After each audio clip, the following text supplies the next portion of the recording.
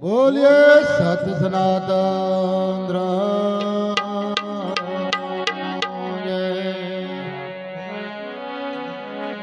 ઓમ નમઃ પાર્વતી પતે હર હર મહાદેવ.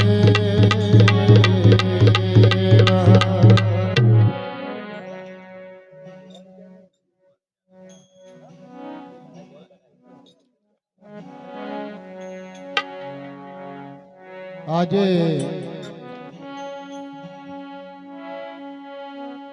ચાણસોલ ગામની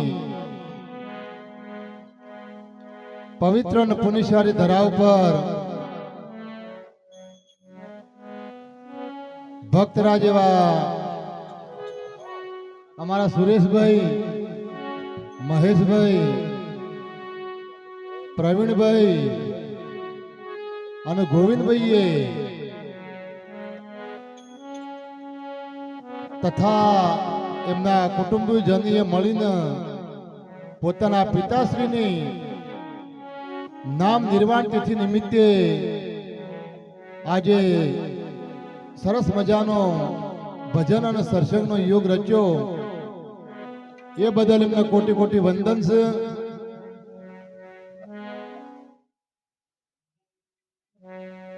આજના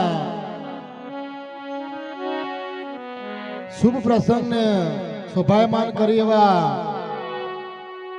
અમારા કુદરામ ગામના 10 નામી મહારાજો,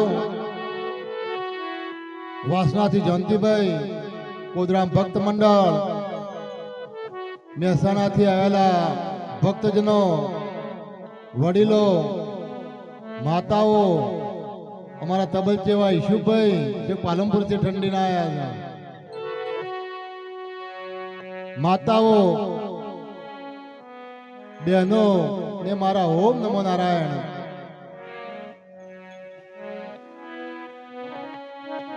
સંતો મહાપુરુષો એવું કીધું, આ હમી હોત ની જે ભજન વાણી ચાલુ થઈ છે ઈશુભાઈ, એક એક વાણીમાં ફક્ત આ મનુષ્ય નું ઠપકો આલવામાં આવ્યો છે, બીજી કોઈ યોજનો ઠપકો આલવામાં આવ્યો નહીં. કેમ કે પરમાત્માએ આપણને શું કરવા મોકલ્યા છે, વસંતભાઈ આપણે શું કરી રહ્યા છીએ, બરોબર? ભાઈ ભક્તરાજે એવું કીધું કે 10મો ભાગ આવા ધરમપુંજમાં કાઢશો તો કોઈ વધો આવે નહીં આવે, એટલે થોડું જે મળે ફૂલ ને તો ફૂલની પોખડી. પણ આવા ભજન નિમિત્તે કોઈ ભૂખ્યાને અન્ન ખવડાવશો તો ભજન થઈ જાય, કોઈ દુખિયારાનું દુઃખ વેગળું કરશો તો ભજન થઈ જાય. આવું કા 17 વગાડે મંજીરા વગાડે ભજન ને ભજન કીધું નહીં. ભજન કોઈ આખી વસ્તુ જ અલગ છે.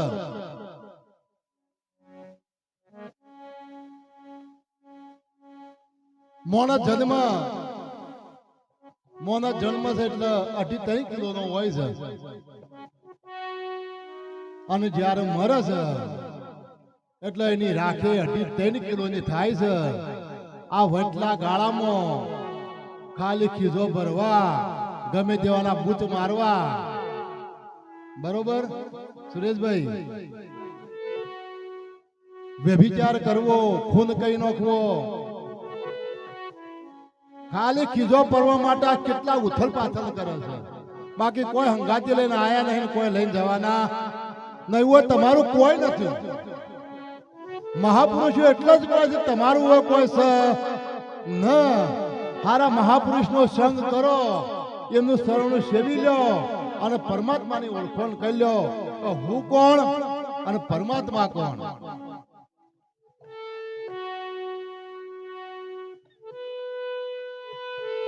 જયંતિભાઈ વાત કરી કે ગંગા જાહો ગોમતીમ જાહો નાહો અન્નદાન જપ તપ તીરથ કરશો, પણ અસલ માત પિતાની સેવા કરજો. હું તો માતાઓ દીકરીઓને એટલું કહું છું કે ભારત દેશમાં આપણે 33 કરોડ દેવતાઓ કીધા છે. આપણે 33 કરોડ દેવતાઓની સેવા કરવી નહીં, પણ એક માત પિતા અને એક સાસુ સસરા જો હયાત હોય તો એમની સેવા કરી લેજો બળદેવભાઈ. બરોબર, બીજું નહીં કરો તો ચાલશે, પણ માં 2 ટંક સારો રોટલો આલશો તો એમનો તમારો બેડો પાર અને એમના આત્માને શાંતિ થાય, એમની નાભી ઠરશે તો તમારે તો ગુરુ કરાવવાની કે કોઈ કરાવવાની જરૂર નહીં પડે. આ તો ઘરના વખત કોઈ અભિયાગત આવશે એટલે કે હેડ આગળ જા અને હવારમાં 56 ભોગ લઈને અંબાજી જાહી. અલા ના મોના, આ ભોગ ના મોના. પેલા ઘરમાં રાજી કરો ઉમરાવાળીને, એને રાજી કરશો તો જ બધા ડુંગરાવાળી રાજી થાય. બાકી હેડતા જો ચુંદડીઓ લઈને કોઈ મેળ પડવાનો નહીં. સંતો મહાપુરુષો આજ બૂમો પાડે છે. સત્સંગમાં ગણો તો વાણીમાં ગણો, બસ ખાલી આજ વસ્તુનો તમને સમજાવ કે પરમાત્મા કોણ છે તમે કોણ છો. પણ કોઈ આપણું જે ડગલું કોઈ ફિટ થતું નહીં. કે મારા ગોવિંદભાઈ ને ભાઈ પકાભાઈ જેવા ગુરુ, 2 ગુરુ ચેલો હતા. બરોબર, એ હાળું મોટું ગોમ હતું વસંતભાઈ.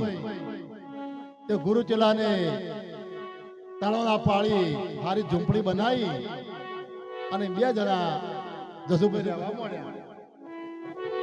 ના પક્કો ભાઈ આપણે ગોવિંદભાઈ હારા રોટીઓ ના લાગે કોઈ ના.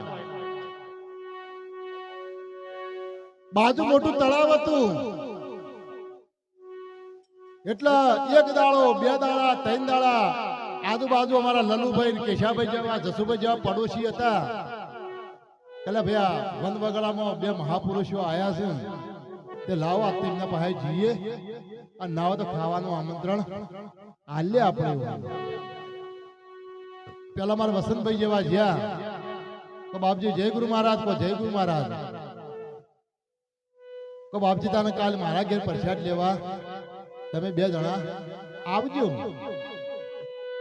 બીજા દાડા ભાઈ ગુરુ ચેલો વસંતભાઈ ના ઘેર જમવા માટે જ્યાં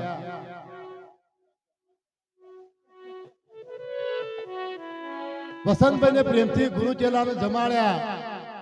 જે થતી હતી ભેટ પૂજા કરી એટલે ગુરુનું મન ગુરુ ખુશ થઈ ગયા વસંતભાઈ નો ભાવ જોઈને. તો બોલ બચ્ચા, તારી કોઈ ઈચ્છા? વસંતભાઈ કો બાપજી હાલ તો ધાબો બાબાનો ઉધળો કોન્ટ્રાક્ટ લઉં છું, તૈયાર ઘર કરી આલું છું. એટલે હાલ હારું હેડ છે, પણ હાલ તળાવના કિનારે 1 વીઘો ઝાડ હુકાય તમારી. 1 વીઘો ઝાડ હુકાય છે. જા બચ્ચા તારા ખેત में बारिश हो जाएगा, गुरु आशीर्वाद पड़ी जा भाई. तारा खेतर में वरसाद થઈ જાય. હવે આશીર્વાદ આલીને ગુરુ ચેલો ઝૂંપડી પાસે આયા. ચેલો ગુરુ કહે કે આશીર્વાદ આલ્યા છે, વિઘો ઝાડના તે શું કરજો? અમે જગત ઊંઘશે રાતે કે આપણા બેનો શું કરવું છે? હારી ડોલ લાવો, રોઢવો લાવો, તળાવમાંથી પાણી ખેંચો, સવાર પડતે પડતે વિઘો ઝાડ પલાળી દે.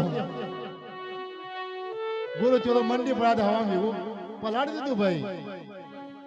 આ તો બાજુમાં લલુભાઈ હતા. આ તો ફરતા ફરતા ફરતા મારા હારું તો વસંતભાઈ ના હેતરમાં વરસાદ થયો. તો વસંતભાઈ તમારા હેતરમાં વરસાદ? તો ભાઈ કાલ હું ગુરુ ચેલાને ખવરાયા તો કદાચ આજ હું લઈ જાઉં. પાછા લલ્લુભાઈ ને આમંત્રણ આલ્યું, બાપજી આજ આપણા ઘેર ખાવા આવજો પ્રસાદ લેવા. ગુરુ ચેલો ફેર પ્રસાદ લેવા ગયા. ખાધું પીધું જે થતી જીવન વિધિ કરી ગુરુ અમારા ગોવિંદભાઈ જેવા ગુરુ હતા ફેર ખુશ થઈ ગયા. તો બોલ લલુભાઈ તારી કોઈ ઈચ્છા? લલુભાઈ એવું કીધું કે બાપજી મારું પોતાનું ટ્રેક્ટર તો રેતમાં ખૂબ ફેરા મારે છે બરોબર, બીજો બે ત્યાંથી બોલાવું છું એટલે આમ સારું હેડ છે પણ હાલું કોઈ તળાવના પાણી 2 વીઘા ઝાડ ઉકાય મારી ઓછા બચ્ચા તારા ખેત में बारिश हो जाएगी. આ તો ગુરુ ચેલો ફેર આયા. ચેલો કે ગુરુ તમે આ બધું કરો તો આપણે રાતે કરવું છે. આ જગત ઊંઘે કે આપણે આખી રાત આ લલુભાઈ 2 વીઘા પલાળી દઈએ. તો આખી રાત મંડ્યા રાતે 2 વીઘા ઝાડ પલાળી દીધી. બાજુ 3જા નંબરમાં જસુભાઈ જો ખખડધમ ખેડૂત હતો એના મારા બેટા 10 વીઘા ઝાડ હુકા દીધી. અને જોયું કે લલુભાઈ વસંતભાઈ ગુરુ મહારાજ ને ઘેર લઈ ગયા. એમના ખેતરમાં વરસાદ થયો તો મારા તો 10 વીઘા છે તો લા તાર હું આજે આમંત્રણ આલ્યું. જસુભાઈ ને ફેર આમંત્રણ આલ્યું કે બાપજી મારા ઘેર પ્રસાદ લેવા આવજો. ગુરુ ચેલો પ્રસાદ લેવા ગયા. હારા મસ્ત લાડુ દાળ ભાત જસુભાઈ ને ખવડાયા, ભેટ પૂજા કરી.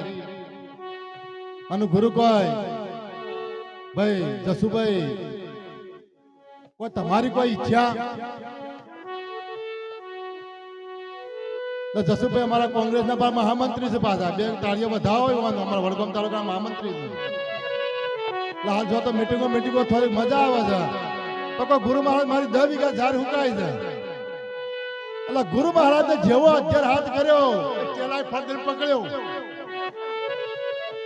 ચેલાએ પકડી લીધો કે ગુરુ મહારાજ તમારા બરસનો તો બરસજો, મારું નામ ના લેતા તો મારી કેળે કોમ કરતી નહીં.